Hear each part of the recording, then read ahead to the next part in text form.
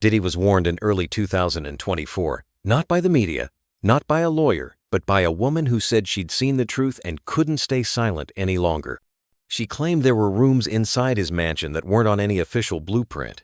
She claimed women were brought in through side gates, stripped of their phones, and told to obey. She said there were rules after midnight, names that weren't to be spoken, and a hallway security refused to patrol. She brought it to the press. She gave a sworn statement. She said, "There's something happening behind those walls, and if no one speaks up, it's going to get worse." But no one listened. Her warning was buried. Her name vanished. And within weeks, her life fell apart.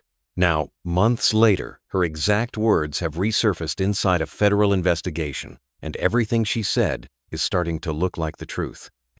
The question is no longer whether Diddy knew. The question now is, who helped him keep it hidden this long? Her name is Camila, and in January 2024, she sent a message to an underground blog known for covering dark corners of the music industry. She didn't identify herself. She didn't need to. Her story was too specific to fake. She said she worked for a producer connected to Bad Boy Records, not directly under Diddy, but close enough to be inside the house, close enough to hear what wasn't supposed to be heard. At first, it was subtle. Camila noticed certain names were always marked with a yellow dot on party lists. Those names weren't VIPs. They weren't even famous. They were girls, new faces, barely legal, always invited last minute, always arriving alone. She remembered seeing one of them at a party in Bel Air, wearing a dress that didn't fit, her makeup done like someone else had applied it. She looked around like she didn't belong, and Camila tried to make eye contact, maybe even say hello.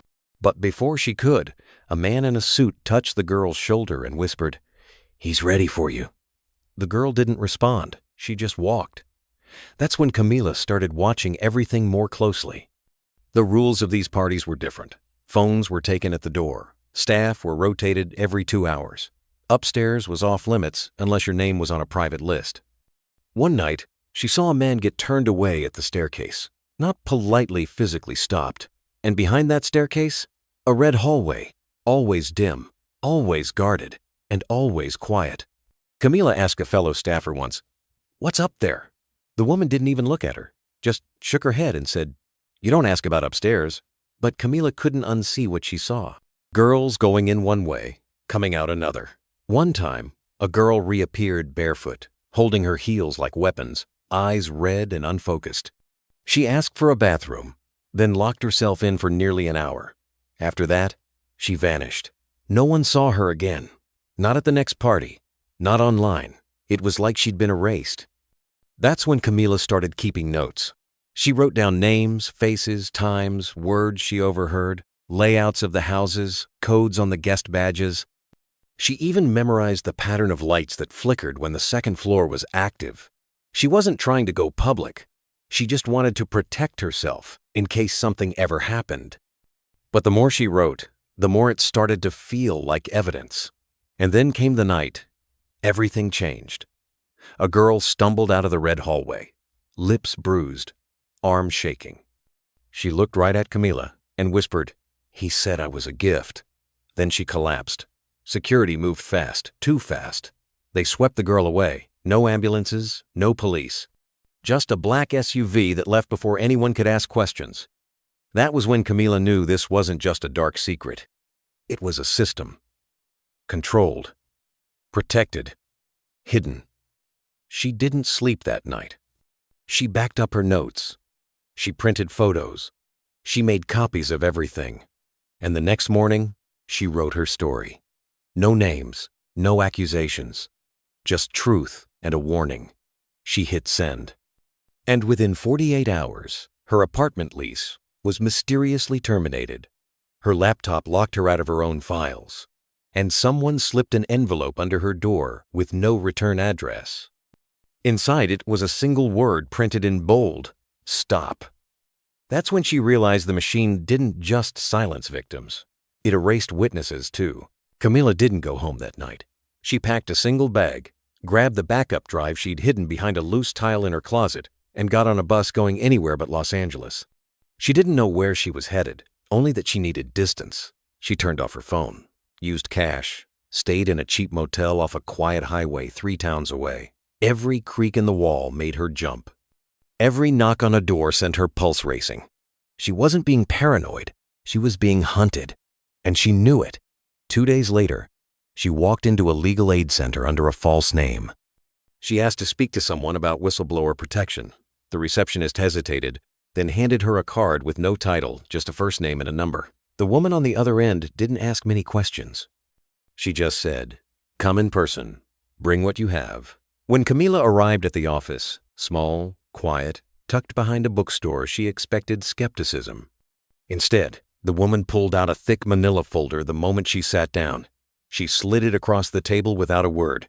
Inside were documents, sealed affidavits, transcripts, photos, testimonies. Camila's mouth went dry as she flipped through the pages. Different names, different places, but the same stories, same hallway, same rules, same phrases. One statement ended with a line she'd written in her own journal just months before. "I don't know who I was when I walked out of that room, but I wasn't me." That's when it hit her. She wasn't the first, and she wasn't alone. The attorney, whose name she still didn't know, leaned forward and said quietly, "We've been waiting for someone like you." They didn't ask her to go public. They asked her to stay safe. To stay quiet. For now.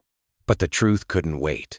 Because less than a week later, one of the sealed documents was leaked. No one knows who did it. It wasn't Camila. It wasn't the firm. But it was out there. The internet caught fire. Forums lit up. Reddit threads exploded. The phrase "red hallway" trended for 3 days straight. Suddenly, everyone was asking questions, but still, the mainstream stayed quiet. Not a word from the networks. No interviews. No statements. Just silence. Except from him. Diddy's team responded not with denial, but with deflection, a vague statement about lies, extortion, and media manipulation. But they didn't deny the existence of the house, or the hallway, or the parties with no cameras. Camila watched it unfold from a safe house apartment, heart pounding with every refresh, because she knew the truth was now out of the bottle, and it wouldn't go back in. And then, just as suddenly, something shifted. People started vanishing again, not physically, but digitally. One woman who had posted about her experience deleted every trace of her account. Another who gave a voice interview to a podcast asked for it to be removed. Some said they'd been paid. Others said nothing at all. But the fear returned. Camila got a call from a blocked number. No one spoke. Just a single breath on the line. That was it. Then a click, and she knew. The silence wasn't accidental. It was tactical. And the game wasn't over. It was just beginning. Because someone, somewhere, still believed they could erase the truth even after it had been spoken. The silence didn't scare Camila anymore. Not because it stopped, but because she finally understood it. It wasn't just about shutting people up. It was about exhaustion, about making the truth so heavy, so risky, so inconvenient, that people simply gave up. That was the real weapon. Not threats, not money, just weariness. And that's why she decided not to stop. Weeks after the leak, more women came forward, quietly, carefully. Some gave their stories under aliases. Others submitted written statements through encrypted apps. Camila listened to them all, one by one, and realized something no lawsuit could capture, that these weren't just isolated events. They were echoes. Rehearsed, repeated, protected. And while the legal team moved slowly, building their timeline, documenting everything, Camila did something no one expected. She recorded a statement. Not for court, for the world. A single camera, a single light. Her face blurred, her voice slightly altered. But her words were crystal clear. She didn't name names. She didn't accuse. She told her story, just the truth, the hallway, the girls, the silence, the warning no one listened to. And then she ended it with one sentence that stopped millions of viewers cold. "If I disappear after this, just know it wasn't an accident." The video went viral within hours, not because of drama, but because of clarity. It wasn't sensational. It was terrifyingly calm. News outlets could no longer look away. Diddy's team released a second statement, this time threatening defamation lawsuits, blaming internet hysteria, and calling the stories coordinated fiction. But it was too late. The dam had broken. Former employees started whispering to reporters off the record, event planners, security contractors, private drivers, and then someone did the unthinkable. They leaked blueprints. A private floor plan of a property tied to Diddy through a shell company. It included a wing labeled Studio Storage, exactly where Camila had described the hallway. The layout matched her notes from 6 months earlier, down to the number of doors and the locked stairwell. That's when everything changed.